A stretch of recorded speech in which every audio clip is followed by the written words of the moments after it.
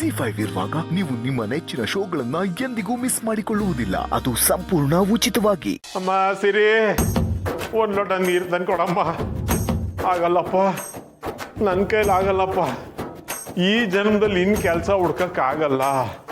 ಅಯ್ಯೋ ಭಗವಂತ, ಕೆಲಸ ಹುಡ್ಕೋದೇ ಇಷ್ಟೊಂದು ಕಷ್ಟ, ಇನ್ನು ಕೆಲಸ ಮಾಡೋದು ಎಷ್ಟು ಕಷ್ಟ ಇರ್ಬೋದು. ನನ್ನ ಕೈಲಿ ಆಗಲ್ಲ. ಆಗಲ್ಲ ಅಂದ್ರೆ ಬಿಡೋರು ಯಾರು? ಸೋಂಬೇರಿತನ ನಿಮ್ ಮೈ ಒಗ್ಗೋಗಿದೆ. ಸೋಂಬೇರಿತನ ಬಿಟ್ರೆ ಎಲ್ಲ ಸರಿ ಹೋಗುತ್ತೆ. ತೋಳಿ ಅಂಕಲ್. ಧನ್ಯವಾದಗಳು. ಸಂಧ್ಯಾ ಅವರೇ ಬಾಯಿ ಬಿಟ್ಟು ನನ್ನ ಕೈಲಿ ಕೆಲಸ ಮಾಡೋಕ್ಕಾಗಲ್ಲ ಅಂತ ಹೇಳ್ತಾ ಇದ್ದಾರೆ ಅಲ್ವಾ? ಹೀಗಿರುವಾಗ ಕೆಲಸ ಮಾಡಿ ಅಂತ ನಾವು ಬಲವಂತ ಮಾಡೋದು ತಪ್ಪಲ್ವಾ? ಹೌದೌದು, ತಪ್ಪು ತಪ್ಪು ತಪ್ಪು. ಏನಿಲ್ಲ, ಮಾಡಿರೋ ತಪ್ಪನ್ನ ಅನ್ಭವಿಸ್ಲೇಬೇಕು. ಬೇರೆಯವ್ರ ದುಡ್ಡನ್ನ ತಾತ್ಸಾರ ಮಾಡಿ ಎಲ್ಲನೂ ಕಳೆದ್ರಲ್ಲ, ಈಗ ಅವರೇ ದುಡಿಬೇಕು.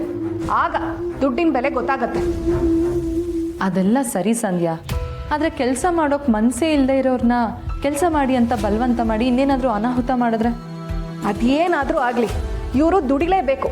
ನನ್ನ 5 ಲಕ್ಷನ ವಾಪಸ್ ಕೊಡಲೇಬೇಕು. ಸಂಧ್ಯಾ ಸಂಧ್ಯಾ ಅವ್ರು ಇಲ್ಲಿವರೆಗೂ ಮಾಡಿರೋ ತಪ್ಪೇ ಸಾಕು. ಈಗ ನಾವು ಅವ್ರಿಗೆ ಕೆಲಸ ಮಾಡಿ ಅಂತ ಬಲವಂತ ಮಾಡಿ ಅದರಿಂದ ತಪ್ಪಿಸ್ಕೊಳ್ಳೋದಕ್ಕೋಸ್ಕರ ಅವ್ರು ಮತ್ತೊಂದು ತಪ್ಪು ಮಾಡಬಾರ್ದು ಅಲ್ವಾ? ನಾವು ಅವ್ರ ತಂಟೆಗೆ ಹೋಗೋದೇ ಬೇಡ ಸಂಧ್ಯಾ. ಅವ್ರ ಪಾಡಿಗೆ ಅವ್ರನ್ನ ಬಿಟ್ಬಿಡೋಣ. ಆ ದುಡ್ಡನ್ನ ಹೇಗಾದರೂ ಕಷ್ಟಪಟ್ಟು ನಾವು ದುಡಿದ್ರಾಯ್ತು. ಸಿರಿ, ದುಡ್ಡಿನ ಪ್ರಶ್ನೆ ಅಲ್ಲ. ಅವ್ರನ್ನ ಹೀಗೆ ಬಿಟ್ರೆ ತಪ್ಪಿನ ಮೇಲೆ ತಪ್ಪು ಮಾಡ್ತಾನೆ ಇರ್ತಾರೆ. ಅವ್ರಿಗೆ ಅವ್ರ ತಪ್ಪಿನ ಅರಿವಾಗಬೇಕು. ಅದಕ್ಕೆ ಏನು ಶಿಕ್ಷೆ ಇದೆ ಅಂತಲೂ ಅರ್ಥ ಆಗಬೇಕು. ಅದಕ್ಕೆ ಪಾಠ ಕಲಿಸ್ಬೇಕು. ಅದಕ್ಕೆ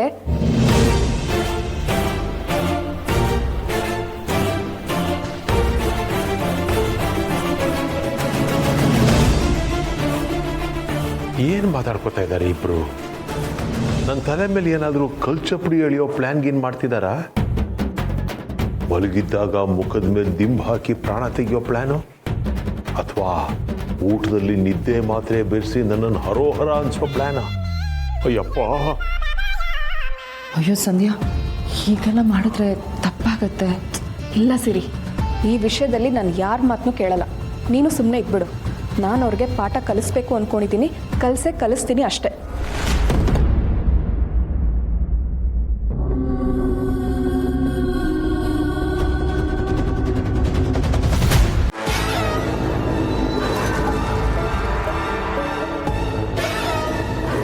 ಅಮ್ಮ, ನಮ್ದೆಲ್ಲ ಕೆಲಸ ಮುಗ್ದಿದೆ. ನಾನು ಹೊರಡ್ತೀನಮ್ಮ.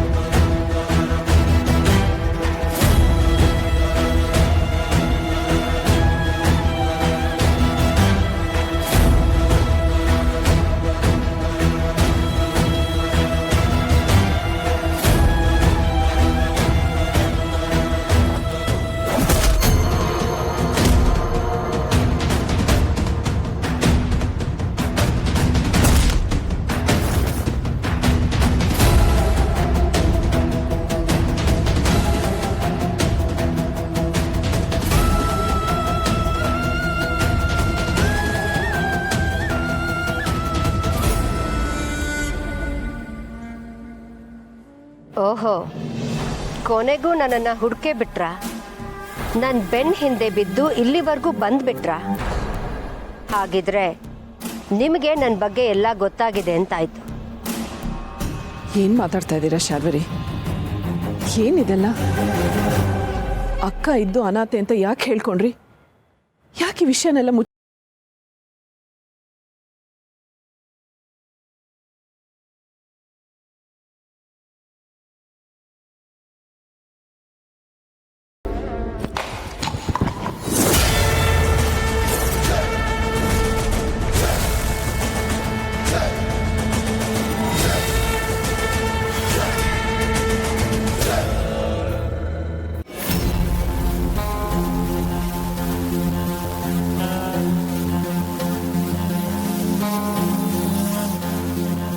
ಮನೆಯವರೆಲ್ಲ ಶಾರ್ವರಿ ಮೇಲೆ ಎಷ್ಟು ನಂಬಿಕೆ ಇಟ್ಟಿದ್ದಾರೆ.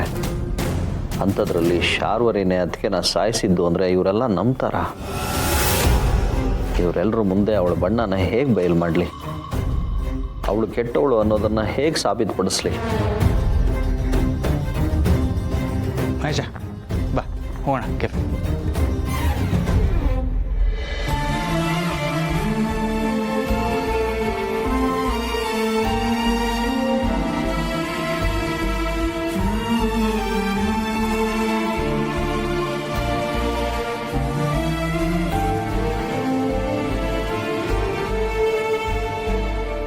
ಮಹೇಶ ಏನಾಯ್ತು? ಯಾಕೆ ಹೀಗಿದೆಯಾ? ಏನಾದರೂ ಬೇಜಾರಾಯ್ತಾ? ನನ್ನ ಕ್ಷಮಿಸ್ಬಿಡುವಣ್ಣ. ಅವತ್ತು ಅದಕ್ಕೆ ಉಳಿಸ್ಕೊಳ್ಳೋಕ್ಕೆ ತುಂಬ ಪ್ರಯತ್ನ ಪಟ್ಟೆ, ಆದರೆ ಆ ರಾಕ್ಷಸಿಯಿಂದ ಉಳಿಸ್ಕೊಳ್ಳೋಕ್ಕಾಗಲೇ ಇಲ್ಲ. ಆದರೆ ಈಗ ತುಳಸಿ ಅದಕ್ಕೆ ಯಾವ ತೊಂದರೆನೂ ಆಗದೇ ಇರೋ ಹಾಗೆ ಅವರನ್ನು ಕಾಪಾಡ್ಕೋಬೇಕು. ಏನಾಯ್ತು ಮಹೇಶ? ನೋಡು, ನೀನು ಈ ರೀತಿ ಸಪ್ಪಗಿದ್ರೆ ನನ್ನ ಕೈ ಕಾಲೇ ಆಡಲ್ಲ. ಯಾಕೋ? ಏನಿಲ್ಲ ಅಣ್ಣ, ಯಾಕೋ ಹಳೆದೆಲ್ಲ ನೆನಪಾಯ್ತು, ದುಃಖ ಆಗ್ತಿತ್ತು. ಅದೊಂದು ಕೆಟ್ಟಗಳಿಗೆ ಆ ಅನಾಹುತ ಒಂದು ಆಗದೆ ಇದ್ದಿದ್ರೆ ನಮ್ಮ ಮನೇಲಿ ಎಲ್ಲ ಚೆನ್ನಾಗಿರ್ತಿತ್ತು. ಏನು ಮಾಡೋದು ಮಹೇಶ, ಎಲ್ಲ ವಿಧಿಯಾಟ.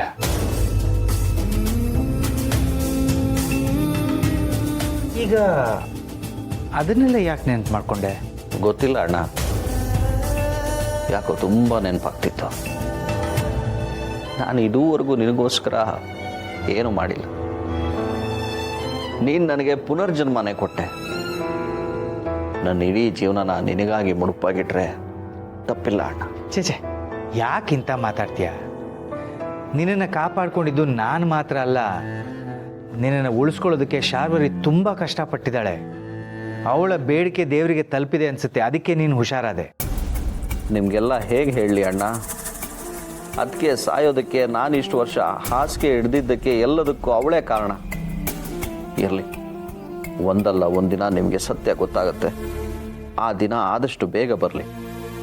ನಿಮ್ಮಿಂದಾನೇ ಅವಳಿಗೆ ಶಿಕ್ಷೆ ಆಗಲಿ. ಯಾಕೋ ತುಂಬ ಅಪ್ಸೆಟ್ ಆಗಿದೆಯಾ? ಸರಿ, ನೀನು ಇವತ್ತು ಕೆಫೆಗೆ ಬರೋದು ಬೇಡ. ನೀನು ಮನೇಲಿ ಆರಾಮಾಗಿರು, ರೆಸ್ಟ್ ಮಾಡು. ನಾನು ಹೋಗಿ ಬರ್ತೀನಿ. ಸರಿ ಅಣ್ಣ.